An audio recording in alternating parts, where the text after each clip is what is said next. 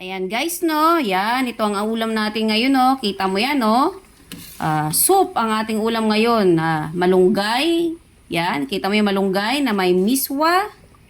Na may, ito yung patola guys. So, yan, no? Patola, yan. At sardinas. Yan ang sardinas guys. Yan. Ulam nating mga pobreto guys. Pero, huwag mong ini-small to dahil napakasustansya niyan.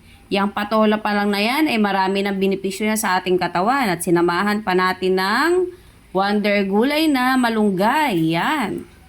At syempre, nilagyan natin ng noodles. Yan, miswang nilagay natin, no? Yan, sarap nito guys.